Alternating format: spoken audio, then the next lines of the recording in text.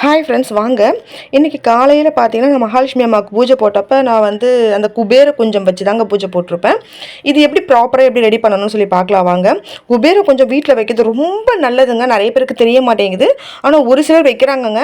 நம்ம வீட்டில் அரைப்படின்னு சொல்லிட்டு இருக்கோம் இல்லைங்களா, அரிசியெல்லாம் அளப்பாங்க தெரியுங்களா, அதுதான் அரைப்படின்னு சொல்லுவாங்க. அதுலேயே சின்னது தான் காப்படி, அதுக்கும் குட்டி தான் ஆழாக்கு அப்படிலாம் சொல்லுவாங்க. இது ஆழாக்கு குட்டியாக இருக்கும், ரொம்ப குட்டியாக இருக்கும்.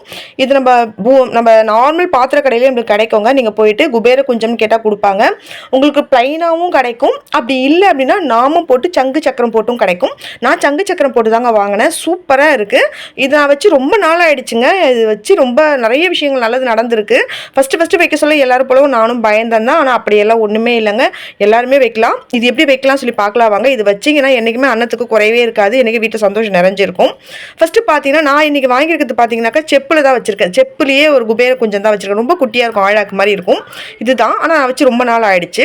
இது நல்லா வாஷ் பண்ணிவிட்டு நான் வந்து சங்கு சக்கரம் நாமம் போட்டு வாங்கியிருக்கேன் இல்லையா, அதனால் அது மூணுத்துக்கும் அழகாக பொட்டு வச்சுட்டு நல்லா அந்த ஆழாக்கோட அடியில் ஒரு கைப்பிடி அளவுக்கு பச்சரிசி போட்டுருங்க.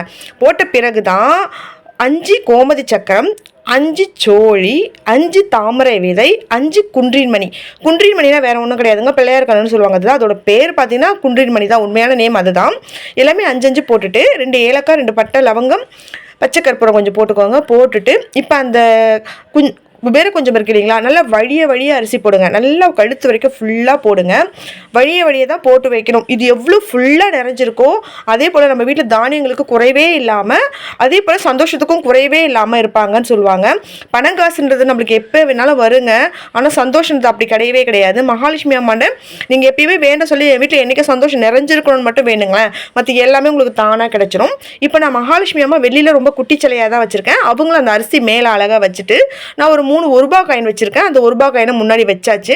நீங்கள் ஃபுல்லாக சுற்றி கூட வச்சுக்கலாம், அழகாக இருக்கும்.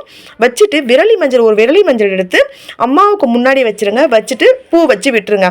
அவ்வளோதாங்க. இது நம்ம அழகாக ரெடி பண்ணி ஒரு சின்ன தட்டில் நான் வந்து அக்ஷய அரிசின்னு சொல்லுவாங்க இல்லைங்களா, மஞ்சள் கலந்து வைப்பாங்க இல்லைங்களா, அந்த அக்ஷய அரிசி எடுத்து தான் நல்லா அந்த தட்டில் கொஞ்சமாக தூவி விட்டுட்டு இந்த கொஞ்சம் குபேர கொஞ்சம் தூக்கி அந்த தட்டு மேலே வச்சுட்டு நடு வீட்டில் வச்சு நான் சாமி கும்பிடுவேன். இங்கே பாருங்கள், இந்த மாதிரி வச்சுக்கோ. நீங்கள் வெறும் பச்சரிசி கூட போட்டுக்கலாம். இந்த அரிசி வீணாகாதுங்க. நீங்கள் நெக்ஸ்ட் வீக் நீங்கள் வாஷ் பண்ண சொல்ல இந்த அரிசியெல்லாம் ஊற வச்சு நல்லா அரைச்சி கோலம் போட்டுக்கோங்க. நான் இப்படி தான் ஃபாலோ பண்ணிகிட்டு இருக்கேன். நீங்களும் அதையே ஃபாலோ பண்ணிக்கோங்க. அப்படின்னா பக்கத்தில் கோழி ஈழி இருந்ததுன்னா கூட போட்டுக்கலாம், ஒன்றும் தப்பு கிடையாது.